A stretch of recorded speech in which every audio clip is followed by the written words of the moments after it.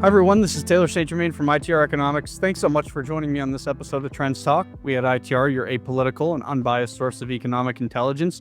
And today I wanted to extend some of our previous Trends Talk conversations as we look at some of these U.S. states of opportunity. But I really wanted to zero in on the fiscal side of things here. Which states are more fiscally resilient? Which states are less fiscally resilient? And I'll give you just a teaser. The top five least risk states from a fiscal resiliency perspective. And I guess I should say, when we talk fiscal resiliency, it's states with responsible and sustainable tax and spending policies. That's really how we're viewing this. So the least risky states to be were Wyoming, Idaho, North Carolina, Utah, and Florida. And again, this came from our recent webinar that we'll have a link to in Trends Talk here. So those are the five least risk places to be. The five most at-risk places to be in terms of fiscal resiliency were Hawaii, Connecticut, California, DC. We broke DC out on its own, Washington, DC, and then Maryland. I'll give you some supporting evidence for these trends here in terms of why some of the areas were less risky, why some were more risky. One of the metrics we looked at as we were doing this analysis was state and local government debt as a percent of GDP.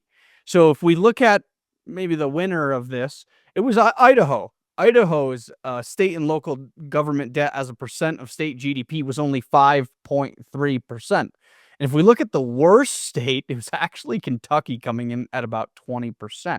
Now, this is very important to us in the context of 2030.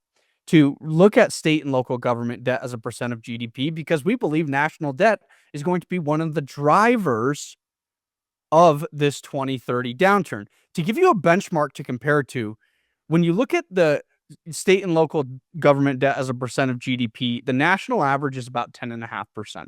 So anyone above 10.5% is more problematic. Again, you got Kentucky at 20%.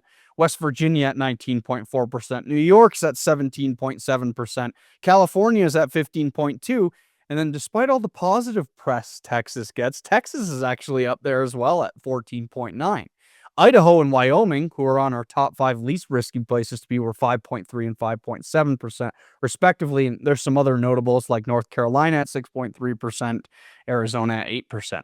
So again, you want to be below that national average of 10.5%. And there are a number of states that are below, but there are some we're watching closely.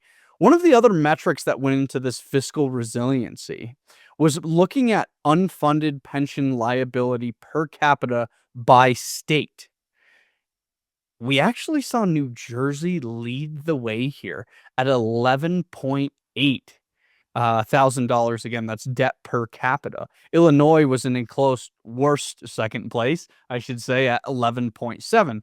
And then you had some positives, which were, if you looked at Washington State, if you looked at South Dakota, New York, some of these areas were much better in terms of unfunded pension liability per capita.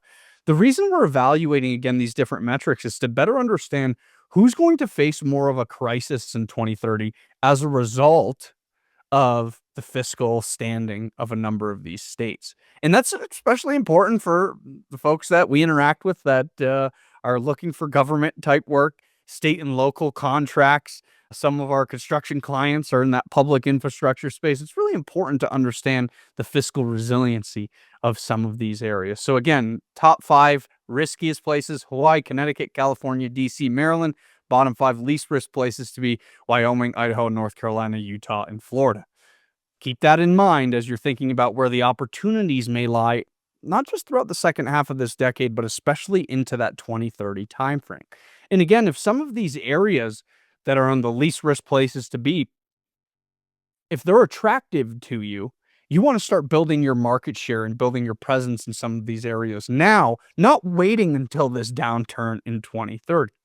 And that's a lot of our conversation with our clients, especially retail, consumer, construction-related clients, is what areas are we in now and which areas do we want to be to really offset some of the pain that we see coming in the 2030s. So again, head over to our website, check out that webinar. We'll link to it here in the show notes.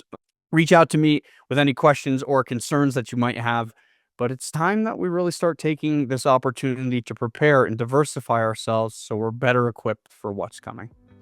Hope you found this information helpful. Thanks for joining me on this episode of Trends Talk. Please like and subscribe to Trends Talk wherever you listen to your podcast. I look forward to seeing you on the next one. Thanks so much. Take care for now.